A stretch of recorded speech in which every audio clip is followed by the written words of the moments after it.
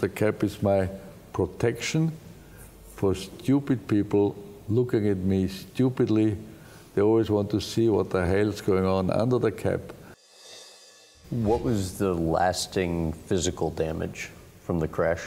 When the lung was fixed, after 5-6 days, I had to go over to the other hospital to do all this transplant.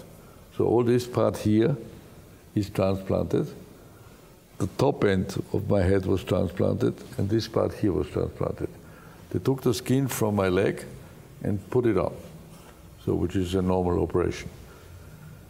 But the problem was, when I woke up again after this operation, I found myself lying in a bed with the lights on the top, my hands tied down to the bed, and the nurse sitting next to me reading a book. So I said, when I woke up, I said, "What are you doing here?" "I watch you that you don't touch your face. Because if you touch your face, you're going to destroy the operation. You're not allowed to touch your skin. Therefore, we tie down your hands that by accident, when you sleep or whatever, you don't touch anything." I have to watch all that. Then I got a little better. Then I could stand up. And then there was another nurse, which was more friendly than the other one, and said to me, "Do you want to look in a mirror?" And you had not seen yourself up until that point? Was operation, no way.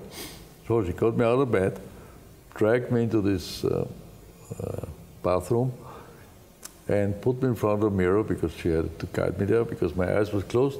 And then she says, try to open your eye. So I took this one because it was less than, so I opened my eye a little bit myself and looked in this mirror. I could not believe it. My head started, my shoulders up, and head was this size.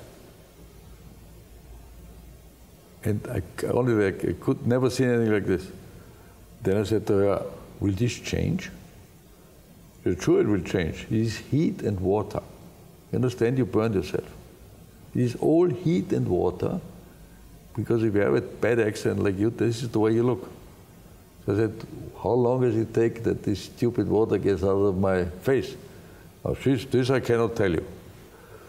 And then I was looking again, and I said, if I look through the rest of my life like this, what are you going to do? I talked to myself. Then I said, nothing I can do. This is the way it is. So I had an accident, I lost my ear, I look like this, thank God I'm alive. I accept it. This is the way it is. Sure, you can do cosmetic surgery, but what do you change? You cannot put a new face on me. So I have this effect now to people that I shock them. So fine, I can live with it because I put myself through all this, and for me it does not bother me at all. And then I had the problem that when I spoke to people, they always looked like this. I had the cap on because the cap is my protection for stupid people looking at me stupidly. They always want to see what the hell's going on under the cap. And to protect myself, feeling more comfortable, I put a cap on. And even with a cap on, the people always talk to me like this. So what would you do if I talk to you like this? I said, "Can you look in my eyes?" So there have been incidents where I was hurt by people don't understand to meet somebody who looks ugly, burned, or whatever, treat him normal.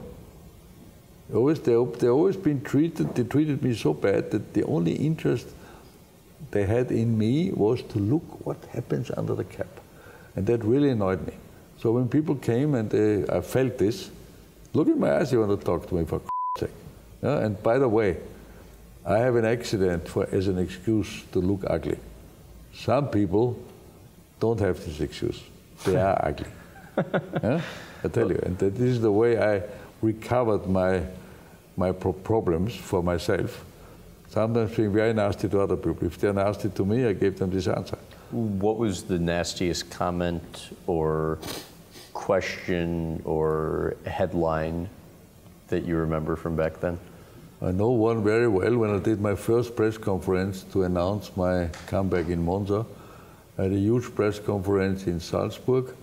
I explained why I'm coming back, all the normal sporting questions. And then one guy said there, what does your wife say today how you look? I said, what do you mean? Now, is she not upset the way you look now? Can you imagine she wakes up every day in the morning next to you and you look like this? Are you serious with this question, or is this a joke? No, I'm serious. So I left the conference, because this was hard. And then the guy walked after me after the press conference again and asked the same questions.